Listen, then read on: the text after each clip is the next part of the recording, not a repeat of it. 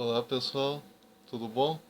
Hoje nós vamos falar sobre essa obra aqui, Malala, a menina mais corajosa do mundo. Tá? Malala, para quem não sabe, o nome dela é Malala Yousafzai. Né? Malala nasceu em 12 de julho de 1997, né? Em Mingora, no Paquistão. Tá? E ela tem 19 anos de idade. Essa menina ela se tornou muito famosa, né, a Malala, quando certa vez ela indo para a escola, né, ela foi baleada, né, por um ativista do Talibã, né, um membro do Talibã foi lá e baleou ela. Ela não chegou a morrer, mas ela ficou gravemente ferida, né? Então muitas pessoas que já não se lembram mais, né, certamente vão começar a se lembrar por causa desse ocorrido, né? Bom, esse livro, né, ele foi feito pela Viviana Matza. É uma obra muito interessante, diga-se de passagem, porque ela, apesar de ser uma obra triste, né, apresenta esse fato triste da sociedade, mas a autora conseguiu fazer uma obra bem interessante, assim, bem suave, né, por um tema tão complexo, por um tema tão assim agressivo, né, da gente ler, da gente analisar. A autora conseguiu fazer uma história bem suave até. Ela fez como se fosse uma narração, né? Como se a Malala estivesse contando para nós tudo aquilo que sofreu, tudo aquilo que ela padeceu, né? Antes dela receber a bala e depois, né? Como é que foi a vida dela depois. E ela começa a nos comentar com a gente algumas questões muito interessantes envolvendo a cultura do Paquistão também. Então essa obra ela é bem interessante porque tu aprende muita coisa acerca do Paquistão. Muitas pessoas não sabem, né, da onde surge a ideia do Talibã, por exemplo.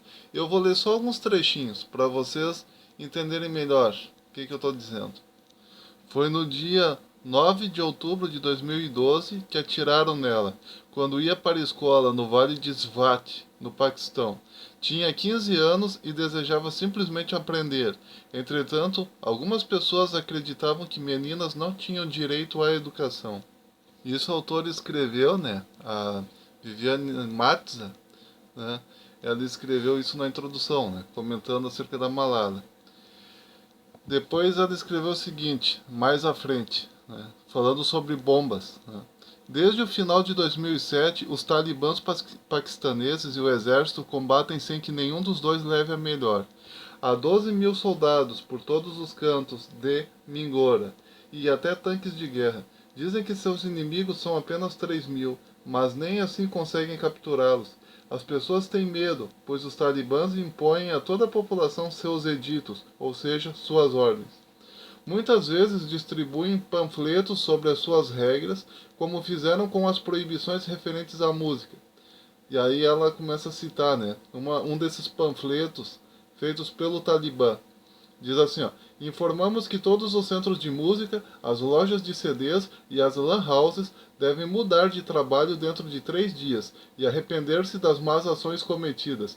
Do contrário, seus estabelecimentos serão atingidos por uma bomba. Durante a noite, os talibãs comunicam-se por meio do rádio. Usam um canal ilegal. Há poucos dias anunciaram: a partir de 15 de janeiro, as meninas não podem mais ir à escola. Caso contrário, seus pais e as instituições de ensino serão responsabilizados. Eles não falam de brincadeira. Já destruíram 150 escolas no último ano, só porque eram frequentadas por meninas. Para a família de Malala, essa é uma notícia duplamente terrível. Seu pai, Ziauddin Yousafzai, é dono de uma escola para meninas. Como farão para continuar? Por 14 anos a escola alimentou seus estômagos e também suas almas. Malala, né, o café da manhã está pronto. Amanhã chegou depois de mais uma noite de medo. Os ovos fritos servidos com o arrudodai, o pão achatado que em Swat costuma ser feito com farinha de arroz, já estão prontos. A mãe parece determinada a alimentar bem seus filhos enquanto puder. Enquanto come, Malala pensa com temor no caminho que deve percorrer para a chegada à escola. Um outro trecho ela diz assim, ó, os talibãs afirmam que as estudantes, como ela, irão para o inferno. Ela conta que num determinado dia, quando ela foi para a escola, só 11 meninas foram para a escola. As outras, de 27 cadeiras, só 11, né, meninas foram para a escola. Depois aparece assim, ó. É preciso coragem para ficar, e apesar de ser apenas uma menina, Malala sabe que não pode se permitir ficar alarmada ou assustada. Seu pai lhe deu o nome de uma guerreira, Malalai de Maiwand, que havia vivido naquela região há 150 anos. Na realidade, foi no Afeganistão, mas naquela época as fronteiras entre Paquistão e Afeganistão ainda não existiam. Malalai era filha de um pastor. Tinha 17 ou 18 anos quando, prestes a se casar, os ingleses invadiram o Afeganistão. O pai de Malalai e seu noivo se alistaram, e ela os acompanhou para cuidar dos feridos e levar água e armas aos combatentes. Em determinado ponto, durante um confronto num lugar chamado Maiwand, um dos porta-bandeiras foi morto e as tropas afegãs estavam quase perdendo a esperança. Foi então que Malalai correu para o campo de batalha, tirou o véu que cobria seus cabelos e com ele fez uma bandeira, e começou a cantar. Com uma gota do sangue de meu namorado, derramado para defender a pátria-mãe, desenharei um pontinho vermelho sobre a testa e será tão belo que fará inveja às rosas do jardim. A firmeza de Malalai deixou envergonhados os homens que já se retiravam e os encorajou a continuar a lutar. Ela foi atingida e morreu, mas graças a seu gesto, seu povo venceu a batalha. Muitas vezes, Malala e suas companheiras também cantam essa canção. É a prova de que uma jovem corajosa pode fazer coisas inacreditáveis. É interessante que nessa parte, né, a literatura, de alguma maneira, aparece como sendo algo esperançoso, né? A literatura somada à história aparece como algo esperançoso, porque a própria Malala, de alguma maneira, confessa que essas histórias literárias e essas histórias que de fato aconteceram na vida real, envolvendo heroínas do passado, foi o que de alguma maneira fortaleceu o coração da Malala a continuar pelos objetivos dela. Em outra parte ela diz assim, ó, o pior destino, contudo, sempre é reservado aos políticos, aos policiais e aos ativistas. São decapitados e deixados expostos com a cabeça apoiada sobre a barriga e às vezes com um bilhete ameaçador dizendo: quem remover esse cadáver antes do meio-dia de amanhã terá o mesmo fim. Talvez tenham feito isso com Shabana. Essa Shabana que ela mencionou foi uma dançarina, né? Uma dançarina que dançava de roupa normal, dançava em festas, né? Festas até mesmo religiosas, inclusive, festas de aniversário, inclusive, coisa assim normal. E o Talibã foi lá e matou ela. Entendeu? Então é complicada a coisa. Numa outra parte diz assim, ó, Sajid é também o professor de inglês de Malala. Sempre diz que está se preparando para ir morar no Canadá, mas nunca vai. Mora em Shakardara, uma cidade mais ao norte, e é a primeira vez depois de 2 semanas que vai até a casa deles, porque finalmente o exército suspendeu o toque de recolher. Que lindo! Significa que poderá voltar a dar aula? Exclama Malala, mas seu sorriso se esvai assim que lembra que em breve sua escola poderá não existir mais. Depois a autora vai falar para nós um pouco sobre Maulana Fazlullah. Olha só. Maulana Fazlullah, quando ele era jovem, trabalhava no teleférico construído para atravessar o rio, além de ser o pregador na mesquita. Agora tem mais ou menos 30 anos. Alguns afirmam que ele sabe de cor o livro sagrado. Outros, porém, sustentam que seja apenas um farsante que nunca terminou os estudos. Corre o boato de que ele teria se casado com a filha de seu professor, um importante religioso que incitava os jovens a combater a Guerra Santa no Afeganistão, mas que teria se casado sem a permissão do pai, pois tinha medo de que não lhe fosse concedida. Apenas uma coisa é certa, foi o rádio que o fez conhecido. Graças a ele, Maulana Fazlullah conseguiu alcançar um público enorme. No início, suas pregações eram genéricas. Recomendava rezar 5 vezes por dia e não pecar. Criticava o governo corrupto e a guerra dos norte-americanos no Afeganistão. No início, muitos acreditavam que Maulana Fazlullah fosse uma espécie de zorro, só que no lugar da máscara tinha uma longa barba que cobria metade de seu rosto, e no lugar do chapéu usava um turbante negro. Ou melhor ainda, era uma espécie de Robin Hood. Prometia trabalho para os desempregados e terra para cultivar aos trabalhadores que nada possuíam. Enfim, prometia barriga cheia e justiça na vida e depois o paraíso após a morte. O que mais se pode querer da vida era essa miragem que Fazlullah vendia. Pouco a pouco seus seguidores aumentavam, mas Maulana Fazlullah se tornou cada vez mais rígido e intolerante e começou a proibir tudo. A lista é longa. Assistir a filmes e TV, proibido. Ouvir música ou dançar, pecado. Barbear-se, um costume ocidental a ser banido. As vacinas contra a poliomielite, um complô norte-americano. Não existe um aspecto da vida sobre o qual o líder dos talibãs não tenha algo a dizer, inclusive a moda feminina. Para Fazlullah, não é o suficiente que a mulher use uma roupa adequada. O melhor é que as mulheres usem a burca, que é uma vestimenta com uma minúscula rede em forma de retângulo na frente dos olhos. Na verdade, o ideal mesmo é que mulheres nem saiam às ruas, pois o lugar delas é em casa. Essa é uma das ideias pregadas pelo Talibã. Fazlullah e a seus seguidores, com todo respeito, vão embora. A Malala diz, aqui numa pequena partezinha. O Sajid, ele declara: Fazlullah, com todo respeito, vão embora, mas agora é tarde demais. Eles são muitos e estão em todos os lugares. Acendem enormes fogueiras e atiram televisores, videocassetes e computadores. Ficam nos cruzamentos e ordenam aos motoristas que joguem os rádios fora. Matam os idosos para privar a comunidade de seus conhecimentos e de suas recordações. Destroem até mesquitas, caso os mullah não as tenham autorizado. Estão prontos para desfigurar nossas mulheres com ácido. Querem destruir nossa cultura. Então isso a autora está falando para nós sobre o que é o Talibã na vida real, na prática. Quer dizer, eles matam, eles exterminam qualquer um que não defenda as mesmas ideias que eles, dentro do Afeganistão. Tem uma parte em que se diz aqui o significado da palavra Malala, que é o nome da menina. Malala, olha só ela zombando aí. Com certeza um nome mais alegre do que Malala. Malala significa aflita pela dor. Essa é a tradução da palavra Malala, aflita pela dor. Para que a Malala pudesse ter algum contato, com outras pessoas durante um tempo, mudaram o nome dela de Malala para Gumakai. Gumakai significa flor de milho. Tá?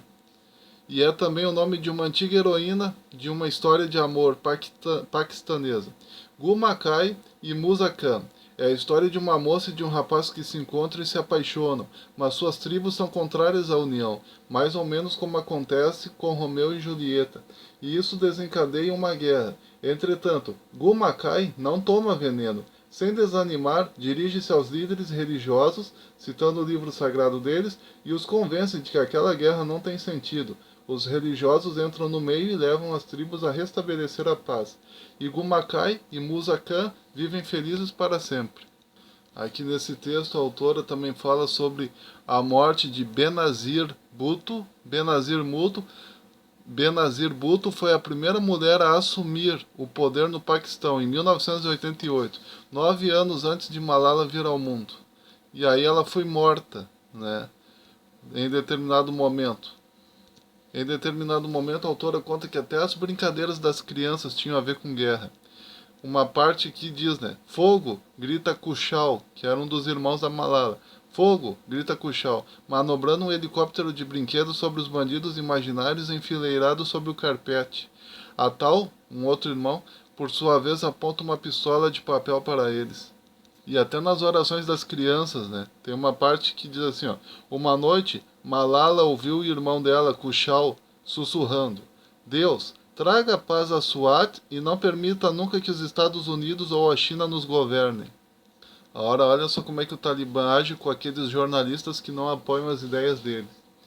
Musa era um jornalista que não poupava nem os talibãs, nem o exército, se referindo a Musa Kankel. Alguém deverá contar a verdade, dizia. Estava seguindo uma marcha pela paz dos talibãs em Mingora.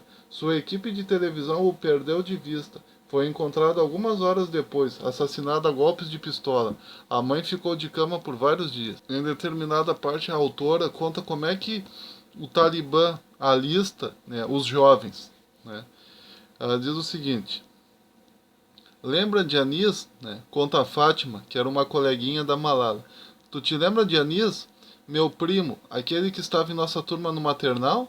Agora está trabalhando para os talibãs. Meu irmão o viu e não acreditou. De manhã trabalha numa fábrica. À noite, com o rebook nos pés, pega o fuzil e se junta a Fazlullah e seus seguidores para revistar os automóveis.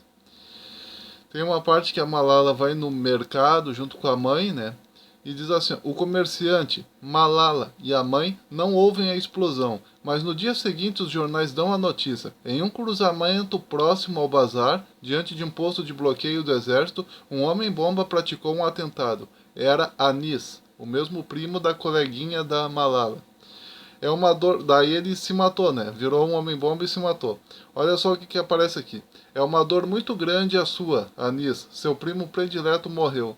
No início, talvez, Anis frequentasse os talibãs para ganhar dinheiro, como dizia a todos, mas depois alguém o convenceu.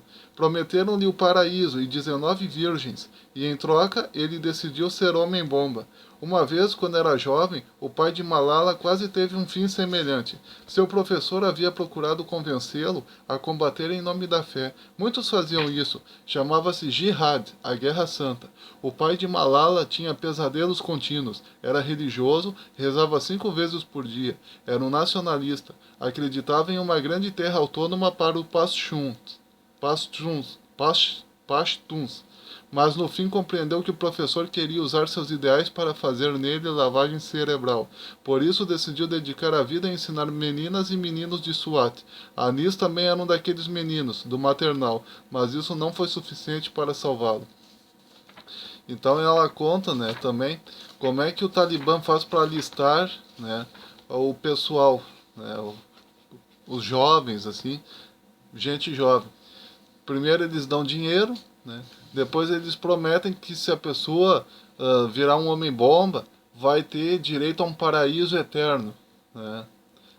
E aí o jovem, né, desacreditado da sociedade, desacreditado da vida, acaba entrando nessa armadilha e acaba virando um homem-bomba e se explodindo como membro do Talibã.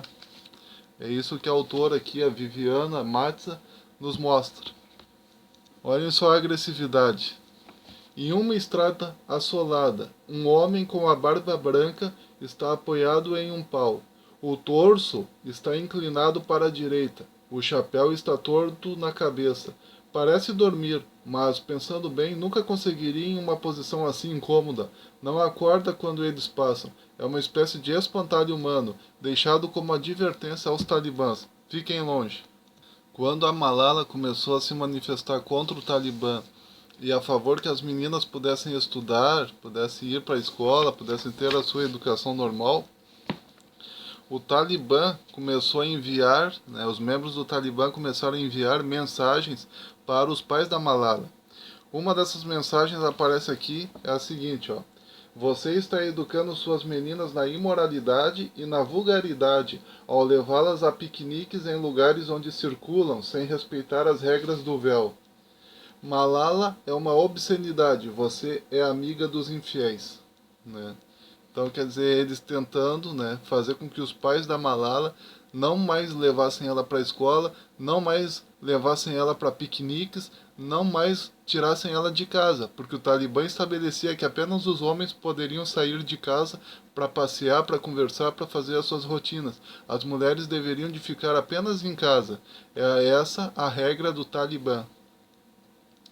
Há algum tempo, diz o texto, há algum tempo, Malala vê em sua mente várias vezes a mesma cena.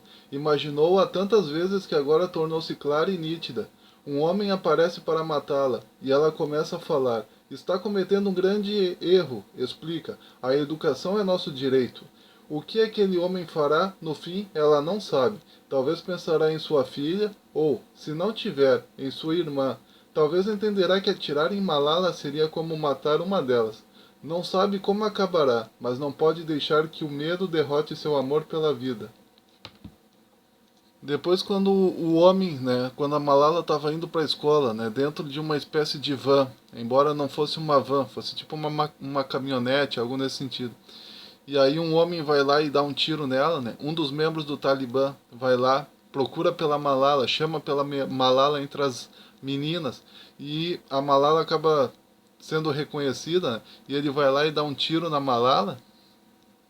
A Malala se acorda no hospital na Inglaterra, né? Então ela estava lá no Paquistão, na terra dela, de repente ela recebe esse tiro e quando ela se acorda, ela já se acorda no hospital na Inglaterra. Ela pergunta, né, ela escreve num pedaço de papel: em qual país estou? Escreve Malala. Está na Inglaterra, em Birmingham, no Queen Elizabeth Hospital. Onde estão o papai, a mamãe e meus irmãos? Pergunta Malala. No Paquistão, mas chegarão logo. Que dia é? É dia 19 de outubro de 2012, 10 dias após o atentado. O atentado foi no dia 9 de outubro de 2012, que a Malala recebeu aquele tiro. E aí as cenas que se descrevem são bem tristes, bem delicadas. Ela no hospital, né? Numa parte do texto diz assim, ó: papai, né, diz no telefone com fiapo de voz, traga-me os livros quando vier, quero preparar-me para os exames. Ela percebe que ele se comove do outro lado da linha. Então, mesmo ela estando nessa situação, no leito de hospital, né, ela ainda quis continuar seguindo o sonho dela de estudar, de ser alguém, de ser uma médica ou trabalhar na política, né? Porque o grande sonho dela no início era ser uma médica. Depois parece que ela quis se dedicar à política, que era o grande sonho do pai dela. Então eu não vou dar mais detalhes sobre esse livro. Eu quero que vocês leiam esse livro, né? Malala, a menina mais corajosa do mundo. Esse é o título do livro. E de fato essa é uma menina que desafiou o sistema, desafiou tudo em nome, né, daquilo que ela achava certo. Então é um exemplo para nós, né?